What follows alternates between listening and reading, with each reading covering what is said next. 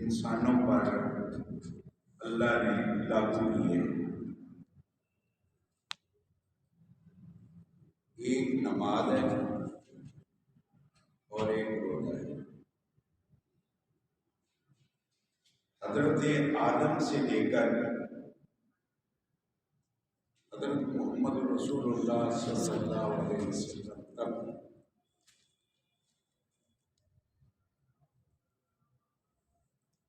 سارے انبیاء پر نماز بھی اور ان کی امتوں پر نماز بھی اور روزہ بھی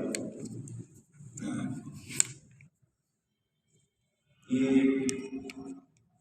فرض رہا ہے، لیکن نماز کے طریقہ کار میں بھی روزے کے اوقات اور طریقہ کار میں تبدیلی آتی رہی ہے، تعداد میں بھی اور اوقات میں بھی اور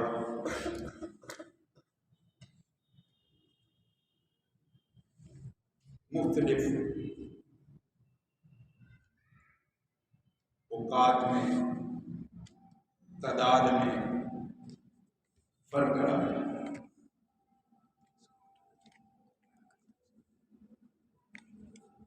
یہ روزہ قرآن کہتا ہے یا ایھا الذین آمنوا کتب علیکم الصیام کما کتب علی الذین من قبلکم، اے ایمان والوں تم پر روزے فرض کیے گئے جس طرح فرض کیے گئے تم سے پہلے لوگوں۔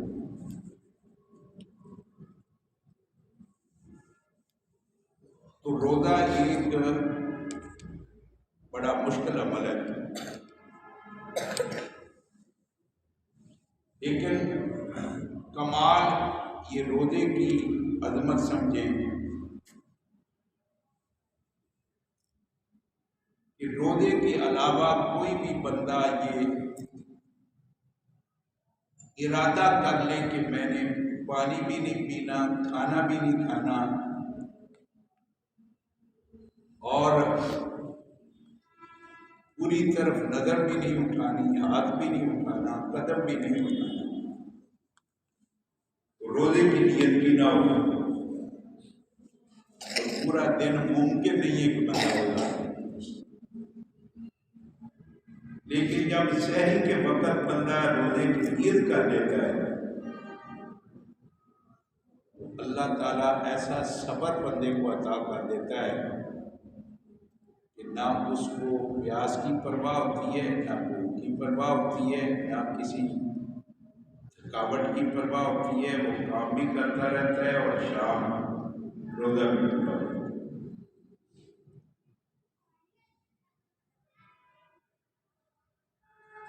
دوسرا نمبر یہ ہے کہ جب ایک مشکل کام ہو تو اس مشکل کام کو صرف ایک آدمی کرنے پہ لگ جائے تو وہ سارا دن ٹوٹ مرے گا کہ یار بڑا سخت کام ہے، میں تو تھک گیا ہوں، مر گیا ہوں، ٹوٹ گیا ہوں۔ لیکن اگر بہت سارے آدمی اسی کام کو کر رہے ہوں تو کام اگرچہ وہی ہے مشکل، لیکن دوسرے کی شمولیت کی وجہ سے وہ کام آسان ہو۔ بندہ یہ سمجھ لیتا ہے یار میں اس کام کرنے میں اکیلا ہو رہا ہوں، وہ ساتھ والا بھی تو کر رہا ہے، وہ بھی کر رہا ہے، وہ بھی کر رہا ہے اور میں بھی کر رہا ہوں۔ تو اللہ رب العزت نے یہاں پر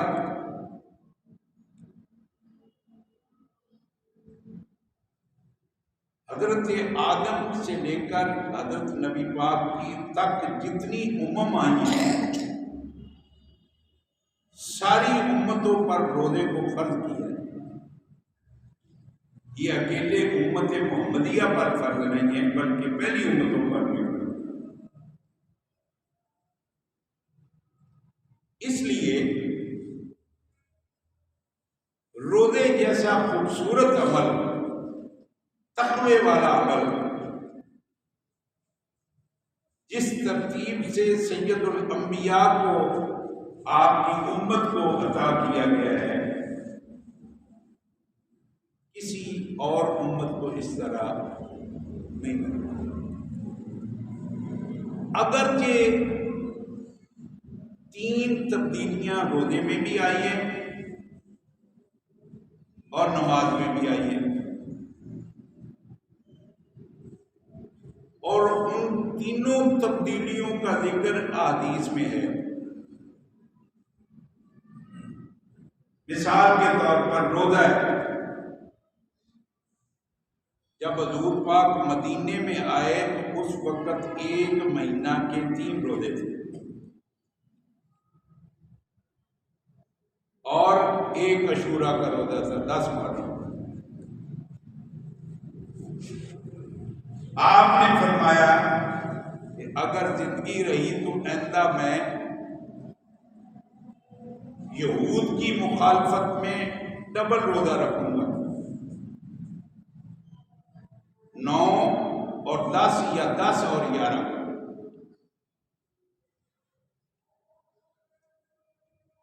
پھر آپ معراج سے واپس آئے، آپ پر مدینہ منورہ میں پوری تفصیل روزوں کی آ گئی کہ پورے مہینے کے روزے رکھے۔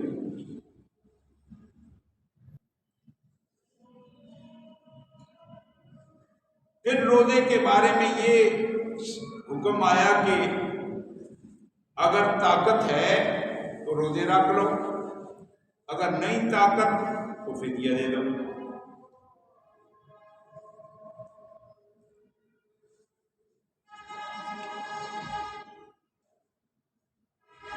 پھر حکم آ گیا وَأَن تَصُومُوا خَيْرٌ لَكُمْ،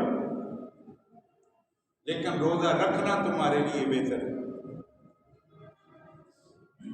تو پھر روزہ، اگر کوئی بندہ رمضان میں بیمار ہو جاتا ہے اور اس کے روزے قضا ہو جاتے ہیں، نہیں رکھ سکتے، بعد میں وہ قضا کرے گا۔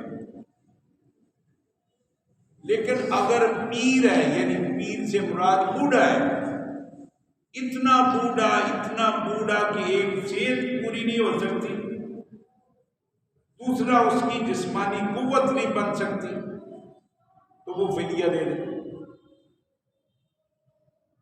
اور فدیہ 2.25 سیر کے قریب گندم کے پیسے یا گندم یہ فقراء کو دے دو۔ اکٹھے بھی ایک کو دے سکتے ہو اور متفرق بھی دے سکتے ہو۔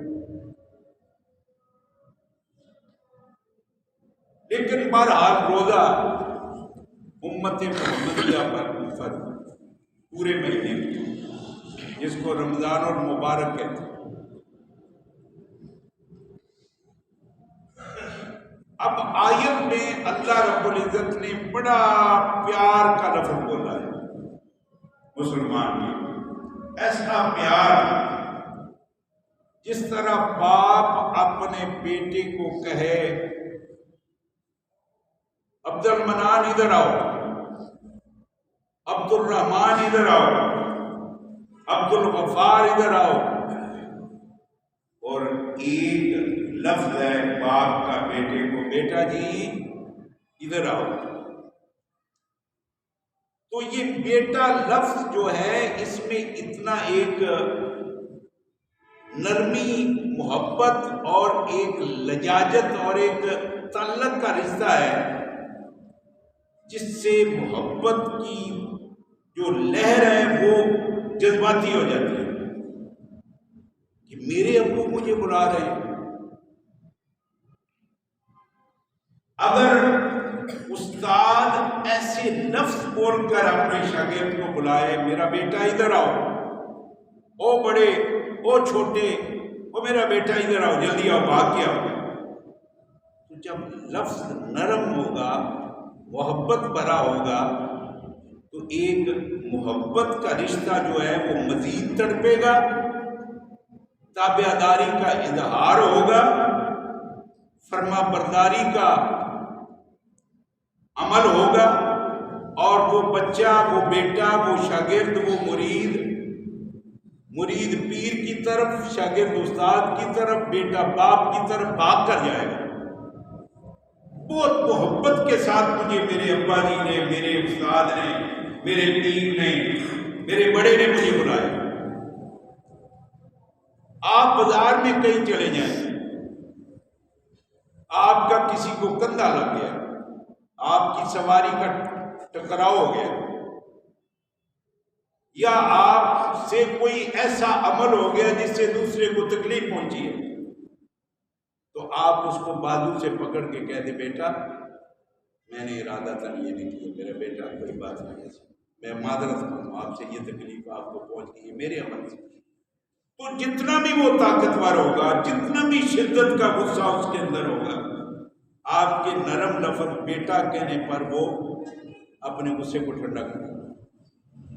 بزرگوں آپ کی وجہ سے مجھے تکلیف ہوئی، یہ تو ضرور کہے گا، لیکن یہ نہیں کرے گا کہ آپ کا گریبان پکڑ کے آپ کو تھپڑ مارنا شروع کر دے۔ اب یہاں بھی آپ قرآن مجید کے الفاظ پر غور کریں کہ اللہ اپنی پوری مخلوقات میں سے انسانوں کو مخاطب ہے، او مجھے ماننے والوں اور میری ذات پہ ایمان رکھنے والوں، او مجھے مشکل کشا اور ہر عیب اور کمزوری سے پاک سمجھنے والوں، او مجھے اپنا رازق مالک خالق سمجھنے والوں، او مجھے اپنی عزت ذلت موت حیات کا مالک سمجھنے والوں، اور مجھے اپنی صحت اور بیماری کو ٹھیک کرنا اور ازمائش میں مبتلا کرنے والا سمجھنے والوں، اور مجھے قبر کے بعد حشر کے روز زندہ اٹھانے والا طاقتور سمجھنے والوں، قیامت والے دن جنت کا دروازہ تمہارے لیے کھولنے کی قوت اور اختیار دینے والوں، یا ایھا الذین آمنوا، اے ایمان والوں، مجھ پہ یقین اور ایمان رکھنے والوں۔ اللہ مخاطب کر رہا ہے۔ تو جب 15-20 بندے بیٹھے ہو نا، ان 15-20 بندوں میں سے ایک آدھ بندے کو آپ اتنے القابات خوبصورت دے کر مخاطب کریں تو وہ خوش ہو کر آپ کی طرف متوجہ نہیں ہوگا یا نہیں؟ اتنے پیارے لفظوں سے اس کو مخاطب کر کے آپ کہیں گے کہ آپ بیٹا وہ چیز اٹھا کے مجھے دے دو، وہ پانی کا گلاس بھر کے مجھے دے دو، وہ پھٹی اٹھا کے تختی اٹھا کے مجھے دے دو۔ اگر وہ اٹھے گا بھی، وہ طاقت نہیں بھی رکھے گا نا، وہ مشقت میں پڑھ کر آپ کی اس محبت بھرے لفظوں کی وجہ سے آپ کی بات مانے۔ اللہ یہاں پر بڑے میٹھے، بڑے پیارے اور بڑے محبت بھرے الفاظ بول رہا ہے، یا ایھا الذین آمنوا، اور مجھے اپنا رب ماننے والوں، مجھے اپنا مشکل کشا ماننے والوں، مجھے اپنا حاجت روا ماننے والوں، مجھے دور سے اور قریب سے سمیع بصیر ماننے والوں، اور مجھے تمہیں مٹی کے ساتھ ملا کے ریزہ ریزہ کر کے دوبارہ پھر بندہ بنا کے اٹھانے والا ماننے والوں، میں تمہیں اپنی طرف بلاتا ہوں، اے ایمان والوں۔ یا اللہ، اور اللہ نے ایک دفعہ پہلے بھی انسانوں کو بلایا تھا، اور بلایا کن کو تھا؟ آپ کو بھی بلایا تھا، مجھے بھی بلایا تھا، اللہ نے بلایا تھا، اور ابھی تک وہ دنیا میں لوگ نہیں آئے، ان کو بھی بلایا تھا۔ ادھر قیامت آ جائے گی اور ادھر وہ پیدا ہوں گے، ان کو بھی اللہ نے بلایا تھا۔ عالم ارواح میں سارے نبیوں کو بھی بلایا تھا، سارے نبیوں کی امتوں کو بھی بلایا تھا، قرآن کہتا ہے، اور ان کو اللہ نے یہ پوچھا تھا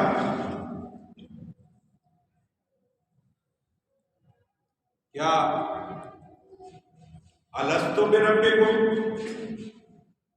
کیا میں تمہارا رب ہوں، میں تمہارا مشکل کشا ہوں، میں تمہارا خالق و مالک ہوں، میں تجھے ہر حال میں دیکھنے والا ہوں، میں تمہارے ایک ایک عمل کی ریکارڈنگ اور ثبوت محفوظ کرنے والا ہوں، میں تمہیں قدم قدم پہ تمہاری حفاظت کرنے والا ہوں، یہ مانتے ہو؟ تو عالم ارواح میں سارے نبیوں نے، سارے انسانوں نے قالو جمع کسی گئے، قالو بلا، ہاں ہمارے رب ہم آپ کو مانتے ہیں، مانتے رہیں گے۔ اور ادھر ہم نے قرآن مجید سورہ فاتحہ میں بھی یہی وعدہ کیا ہے اللہ سے، الحمدللہ رب العالمین، ساری تعریفوں کا مالک کون ہے؟ جو پالنے والا ہے، بولو بولو، دونوں جہانوں کا۔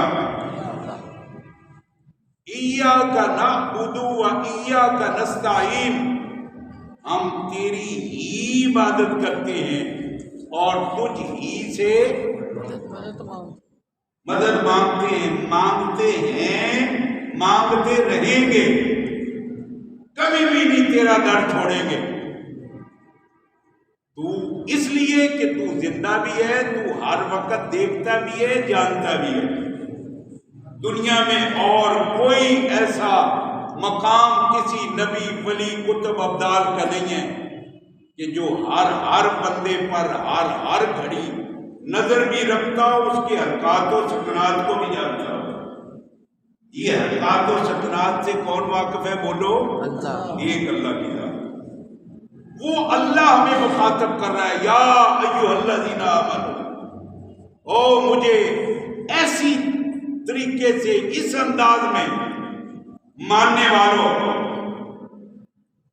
وضو کر کے، لباس اچھا پہن کے، خوشبو لگا کے، میرے گھر میں آ کے، میرے سامنے ہاتھ باندھ کے، میری ثنا کر کے، میری حمد کر کے یہ اعلان کرتے ہو، مجھے حلف دیتے ہو۔ یہ گویا دین کا اسمبلی حال ہے۔ آج کل تو نئے نئے الیکشن ہو رہے ہیں نا،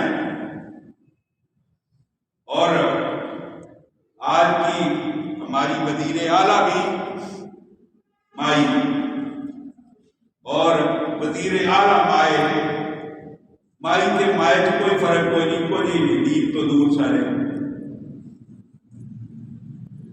اب یہ حلف اٹھا رہے ہیں، لیکن 1000% اگلے دن ہی حلف کی مخالفت میں آ جائے۔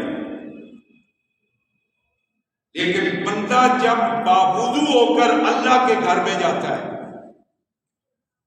اللہ کی ثنا اور حمد کرنے کے بعد یہ گویا اللہ کے سامنے حلف دیتا ہے کہ میرا تیرے ساتھ یہ وعدہ ہے کہ یہ کس نے پیدا کیا ہے؟ یہ بولو، یہ کیا دے یہ تیتھو سوا کسی دے سامنے نہیں جھکے۔ سب تو بڑے نبیاں نے امام سید الانبیاء، اللہ دی ذات تو بعد سب تو بڑا مقام و درجہ آقا انعامدار علیہ السلام۔ حضور پاک علیہ السلام نے فرمایا، لعن اللہ الیہود والنصارى اتخذوا قبور انبیاء مساجد، خدا کی لعنت ہو یہودیوں اور عیسائیوں پر، میرے نبی کا فرمان موجود ہے، جنہوں نے اپنے نبیوں کو سجدہ گاہ بنا دیا۔ اللہم لا تجعل قبری وثنا یعبد، اللہ میری قبر کو سجدہ کرنے سے بچانا، میں اپنی قبر کو تیرے سپرد کرتا ہوں، میرے سامنے کوئی نہیں۔ اور پھر حضور پاک کے دور میں آپ کا ایک پروانہ، قربانی دینے والے مجاہدین، جو ایک مجاہد، نبی دا یار، نبی دا صحابی، بڑی دیر تو بعد حضور پاک نو آ کے ملیا کہ حضور سے سب نے تھوڑا جہا جھک کے سلام کرنے کی جرت کی تھی اور کہنے لگا یا رسول اللہ صلی اللہ علیہ وسلم میں ادھر بڑے بڑے سرداراں دے سامنے انہاں دے چاہن والےاں نوں جھکدے ہوئے ویکھیا تو ہتھوں بڑا ساڈا کون ہے میں کیوں نہ جھک کے تواڈے سامنے عاجزی نال سلام محبت پیش کراں جو حضور پاک علیہ السلام نے کی ارشاد فرمایا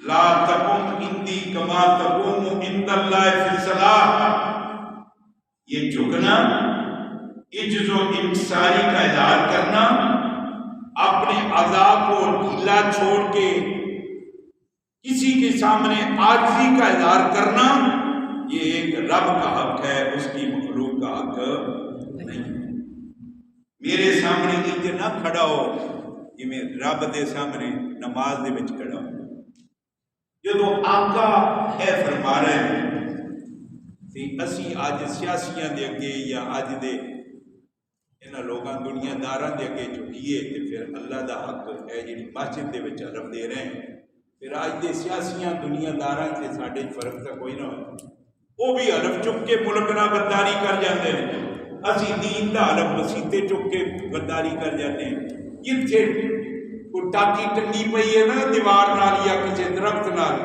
اے بھی کسی سرکار دی نہیں انہاں نال بھی بنا کے رکھی دی ہوتی اور نہیں میاں اکو رب نال بناؤ جس رب نے سانو عزت دیتی ہے جس رب نے سانو قوت گویائی دیتی ہے وہ رب سانو بلا رہا ہے اور بلا کس انداز نہ رہا ہے یا ایھا الذین آمنو اور مینوں منن والے ہو اور میرے تے ایمان لے آنے والے ہو میرے سامنے عجز و انکساری نال کھڑے ہونے والے ہو میرے سامنے وضو طہارت لباس بدن جسم عقیدہ سارے دی پاکیزگی لے کے آ کے مسجد دے وچ کھڑے ہو کے کی کہندے ہو ایاک نعبد و ایاک نستعین ہم تیری ہی عبادت کرتے ہیں اور تجھ ہی سے مدد لیں گے لیتے رہیں گے عبادت کرتے رہیں گے جب تک ہماری زندگی جب یہ ہم نے حرف دے دیا نا خدا کو تو خدا ہمیں پکار رہا ہے یا ایھا الذین آمنوا اے مجھے ایسے عقیدے کے ساتھ ماننے والوں کتب علیکم الصیام میں نے تمہارے اوپر روزے فرض کر دیے یا اللہ روزے تو ہم رکھیں گے تیرے حکم پر لازمی یا اللہ ہمیں روزوں کے بدلے میں ملے گا کیا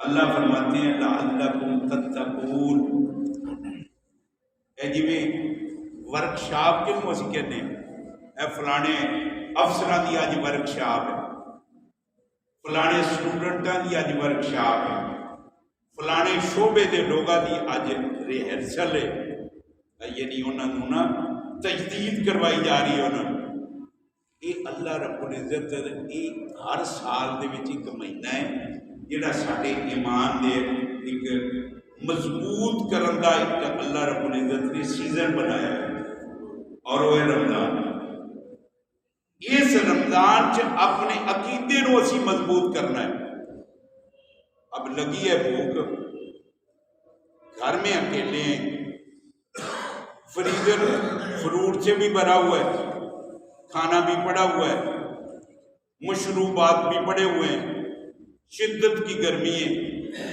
نہ مرید پاس ہے نہ پیر پاس ہے نہ ماں پاس ہے نہ باپ پاس ہے نہ کوئی بیٹا قریب دیکھ رہا ہے نہ کوئی عزیز دیکھ رہا ہے نہ کوئی پڑوسی دیکھ رہا ہے نہ کوئی دوست دیکھ رہا ہے پیاس بھی شدت کی ہے بھوک سے چوہے لڑ رہے ہیں پیٹ میں بٹ پڑ رہے ہیں پیٹ میں سیدھا ہوا نہیں جاتا شدت کی بھوک ہے میسر ہر چیز ہے کھاتا کیوں نہیں اللہ کے ساتھ میں نے وعدہ کیا ہے فجر سے لے کر مغرب تک میں نہ کھاؤں گا نہ پیوں گا نہ بری نظر دیکھوں گا نہ گندی زبان استعمال کروں گا یا اللہ مجھے تو دیکھ رہا ہے کھاتا کیوں نہیں نہ تیری ماں دیکھ رہی ہے نہ پیر دیکھ رہا ہے نہ استاد دیکھ رہا ہے نہ پڑوسی دیکھ رہا ہے نہ رشتہ دار کہہ رہے تو کھا لے پانی پی لے، بھوک پیاس دور کر لے، منہ صاف کر کے باہر آ جانا۔ کون دیکھے گا؟ بیوی بھی نہیں دیکھ رہی، کوئی بھی نہیں دیکھ رہا، تو کہہ دے میں روزے دار ہوں۔ یا اللہ میں کیوں کہوں؟ میرا ایمان ہے جہاں مجھے کوئی بھی نہیں دیکھ رہا، اگر دیکھ رہا ہے تو تیری ذات دیکھ رہی ہے، اور تو جب دیکھ رہا ہے تیرے سے میرا وعدہ ہے تو میں کیوں کھاؤں؟ میں تو وعدہ پورا کروں گا، میں تو روزہ پورا کروں گا۔ اور پھر اللہ نے فرمایا تو میرے وعدے پورے کر دے، میں تیرے وعدے پورے کرتا چلوں گا، وعدے پورے کر۔ جب تجھے افطاری کا جو وقت قریب آ جائے گا، میں تیرے سامنے خوشیوں کی بارشیں برسا دوں گا، اور جب تو دنیا میں میرے وعدے پورے کرے گا، حشر کے روز جب میرے سامنے آئے گا تو جنت کا ایک مخصوص دروازہ تیرے نام پر کر دوں گا، یہاں اس دروازے میں اور کوئی نہیں آئے گا۔ نمازیوں تمہارا دروازہ وہ ہے، زکوٰۃ دینے والوں تمہارا دروازہ وہ ہے، حج کرنے والوں تمہارے دروازے وہ ہیں۔ باب الریان صرف روزے داروں کے لیے ہے، اس میں اور کوئی نہیں جائے گا۔ جبرائیل کھڑے ہو جاؤ، اسرائیل کھڑے ہو جاؤ، اسرافیل کھڑے ہو جاؤ، سارے فرشتے استقبال کرو، اس نے میرا وعدہ پورا کیا، آج خدا ان کا وعدہ پورا۔ یہ رمضان ہے، اس رمضان کی تیاری کرو، یہ ہے روزہ، اس روزے کا خیال کرو اس عقیدے کے ساتھ۔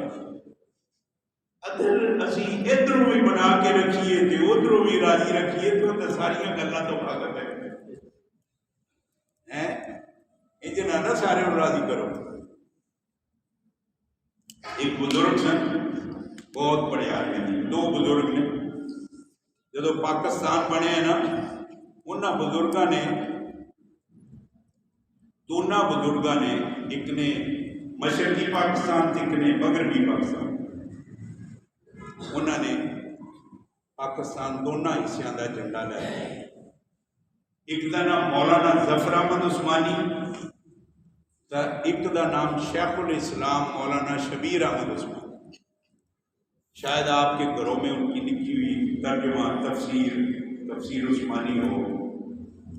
140 ملکوں نے مل کے یہ فیصلہ کیا کہ غیر متنازع تشریح قرآن کی جو ہے نا وہ مولانا شبیر احمد عثمانی کی ہے، لہذا بیت اللہ میں یہ قرآن رکھ دیا۔ آج بھی وہاں بیت اللہ میں تفسیر عثمانی، مسجد نبوی میں بھی وہی پڑھی ہے، سارے مکاتب فکر اس کو پڑھتے ہیں، کوئی ایسا متنازع ترجمے کا لفظ نہیں لکھا۔ تو وہ بڑے بزرگ تھے، پاکستان جب بنا واپس آئے پاکستان میں تو بزرگ ان کی عمر کا نہیں رہا، نہ ان کے ننہال میں نہ دریال میں، نہ نانکیاں دے وچ تے نہ دادکیاں دے وچ۔ تو وہ کہتے ہیں کہ میں اپنی رشتے داروں میں سے ایک گھر میں جاتا تھا تو وہاں میری والدہ کی غالباً پھوپھی یا خالہ رہتی تھی، تو وہ جب بھی جاتا تھا اس نیت سے جاتا تھا کہ شبیر تو عمر میں بہت بڑی حصے میں جا چکا ہے، تیری 80-85 سال کی عمر ہو چکی ہے، اب بوڑھا ہے، تجھے کوئی بیٹا کہہ کے پکارنے والا کوئی نہیں۔ تو اس گھر میں اس لیے جاتا تھا کہ وہ بڑھیا مجھے کہتی تھی بیٹا شبیر آج تم آئے ہو، تو میرے سر پہ پیار دیتی تھی، مجھے گردن میری چومتی تھی، تو جو لفظ بیٹا میں مجھے لذت آتی تھی نا، وہ کسی لباس میں، کسی سواری میں، کسی کھانے میں یہ لذت مجھے نہیں آتی تھی۔ تو یہاں پر بھی ایک لذت والا جملہ خدا بول رہا ہے، یا ایھا الذین آمنوا، یہ ایک مسلمان کو غیرت دلانے والا جملہ ہے۔ اللہ غیرت دلا کے جذبات دے کر کہہ رہا ہے، او مجھے ماننے والوں، میری ذات پہ ایمان لانے والوں، مجھے وحدہ لا شریک ماننے والوں، یا ایھا الذین آمنوا کتب علیکم الصیام کما کتب علی الذین من قبلکم لعلکم تتقون۔ اے ایمان والو، تمہارے اوپر روزے فرض کیے گئے ہیں جس طرح فرض کیے گئے تم سے پہلے لوگوں پر. اور روزے رکھنے پر ہوگا کیا؟ لعلکم تتقون، تاکہ تم متقی بن جاؤ. میں کل ادھر کہہ رہا تھا کہ بندے کے مسلمان ہونے میں دو جملے بولے جاتے ہیں. ایک مسلمان کو کہا جاتا ہے مسلمان، اور مسلمان وہ ہوتا ہے جو ظاہری طور پر نمازی بھی ہو، روزے دار بھی ہو، زکوٰۃ بھی دیتا ہو، داڑھی بھی رکھتا ہو، نفل بھی پڑھتا ہو، نیکی بھی کرتا ہو، حج بھی کرتا ہو، مجاہد بھی ہو، صالحین میں بھی شامل ہو، اخلاقیات بھی بڑے اچھے ہوں. اس کو کہتے ہیں مسلمان. سارے نبیوں کو مانتا بھی ہو، اس کو کہتے ہیں مسلمان. اللہ کی تقدیر کو بھی مانتا ہو، اس کو کہتے ہیں مسلمان. اللہ کے فیصلے کو بھی مانتا ہو، اس پر ایمان ہو، اس کو کہتے ہیں مسلمان. مومن اس کو کہتے ہیں. دوسرا لفظ ہے مومن. ایک ہے مسلمان، ایک ہے مومن. مسلمان کہتے ہیں ظاہری زندگی دین کے مطابق گزارنے والے کو، اور مومن کہتے ہیں جس کے اندرونی معاملات جو ہیں وہ یا اللہ کی رضا کے لیے ہوں یا اس کے رسول کی اطاعت کے مطابق، اس کو مومن کہتے ہیں. اور یہی بات ہے کہ نبی پاک علیہ السلام کی جماعت کے لوگوں کے بارے میں اللہ نے بڑی خوبصورت اعلان کیا، وہ قرآن میں موجود ہے. دو مقامات پہ بڑے عجیب عجیب اللہ نے فیصلے فرمائے. ایک تو جنگ احد کے موقع پر نبی پاک نے ایک درے پر، پہاڑ کی ایک گھاٹی پر 10 صحابہ یا 50 صحابہ کو ایک جگہ کھڑا کر دیا کہ تم نے یہاں سے کہیں نہیں جانا. صحابہ ٹھہر گئے. میدان فتح میں بدل گیا. صحابہ نے سمجھا حضور پاک علیہ السلام نے تو فرمایا ہے کہ جب تک لڑائی ہوتی رہے گی تم نے یہ درہ نہیں چھوڑنا. اب تو فتح ہو گئی ہے، بھاگ گئے کفار، مال غنیمت اکٹھے کرتے ہیں، درہ چھوڑ دیا. خالد بن ولید اس وقت اہل کفر کے ساتھ تھے، ابھی مسلمان نہیں ہوئے تھے. ان کو پتا چلا کہ درہ خالی ہے، انہوں نے وہاں آ کر پڑاؤ ڈالا اور مسلمانوں پر حملہ آور ہو گئے. حضور پاک بھی زخمی ہوئے، صحابہ بھی شہید ہوئے، بڑا نقصان ہو گیا. حضور پاک کو ظاہر ہے ایک فطرتی تقاضا غصے کا. تھوڑی دیر کے بعد صحابہ ادھر ادھر ہوئے، پھر سارے اکٹھے ہو گئے. حضور پاک کے دندان مقدس شہید ہو گئے، زخمی بھی ہوئے. اللہ نے کیا فرمایا؟ میرے پیارے نبی آپ کو اذیت تو پہنچی ہے، تکلیف تو ہوا ہے، آپ کو بہت بڑی شدت کی تکلیف ہوئی ہے، دندان مقدس بھی آپ کے شہید ہو گئے، ساتھی بھی آپ کے ادھر ادھر 2 منٹ کے لیے ہوئے ہیں، لیکن واعف عنہم، یہ قرآن کی آیت ہے. کیوں بھی آپ سے قرآن قاری صاحب ہے قرآن کی آیت. واعف عنہم، میرے پیارے نبی یہ آپ کے شاگرد ہیں، آپ کی محفل میں بیٹھنے والے ہیں. واعف عنہم، ان کو معاف کر دو. واستغفر لہم، ان کے لیے بخشش کی دعا کریں.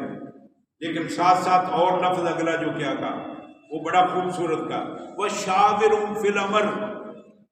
جب بھی کہیں آپ نے کہیں جانا ہے نا، ان کے مشورے کے ساتھ جانا ہے.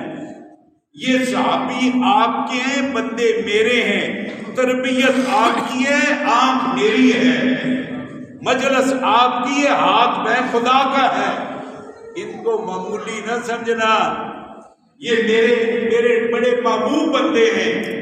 اور دوسری جگہ صحابہ نے جب تابع داری دکھائی نا، فرما برداری، ہر جگہ کٹ مرنے کا وعدہ کیا، تو پھر ایک مقام پہ نبی پاک علیہ السلام کو اللہ نے فرمایا، اے جتنے سارے تھوڑے کوڑے بیٹھے ہیں نا، اولئک الذین امتحن اللہ قلوبہم للتقوی، ان سارے دا میں جائزہ لیا ہے، میں خدا نے، میں امتحان لیا ہے، میں خدا نے. تسی تا عملاً اپنے نال انہاں نوں لڑا کے میدان چ چھڈ کے بغیر تلواراں تو حکم دیتا کہ کافراں دے مقابلے چ آ جاؤ. انہاں کولے تلوار ہے تد بھی تواڈے حکم نوں من کے نکلے، انہاں کولے تلوار کوئی نہیں تد بھی تواڈے حکم نوں من کے نکلے. میرے پیارے نبی بظاہر تو یہ آپ کے تابع دار ہیں، لیکن دلوں سے آپ کو پتہ نہیں، دل کا راز میں خدا جانتا ہوں، میں ان کے دل کی صفائی خدا اعلان کرتا ہوں۔ اولئک الذین امتحن اللہ قلوبہم للتقوی، ان کے دلوں میں بھی سوائے تقوی کے اور بولو اور کوئی چیز نہیں۔ لہذا مسلمانوں، میں اور آپ روزہ رکھیں گے، اسی طرح کا تقوی اللہ ہمیں بھی نصیب کرے گا۔ روزے سے بھی تقوی ملتا ہے، نبی کی تابعداری سے بھی تقوی ملتا ہے، خدا کی عبادت سے بھی تقوی ملتا ہے، مساجد کی تعمیر سے بھی تقوی ملتا ہے، زکوٰۃ صدقات سے بھی تقوی ملتا ہے، غریب کی مدد کرنے پر بھی تقوی ملتا ہے۔ جب اس کی رضا کے لیے کوئی بھی عمل کرو گے، عمل بھی اچھا ہو تو تقوی ملتا ہے، اور تقوی کا بدلہ جنت ہے، اور جنت ہمیشہ خوشی اور راحت اور سکون کا مقام ہے۔ اللہ مجھے اور آپ کو عمل کی توفیق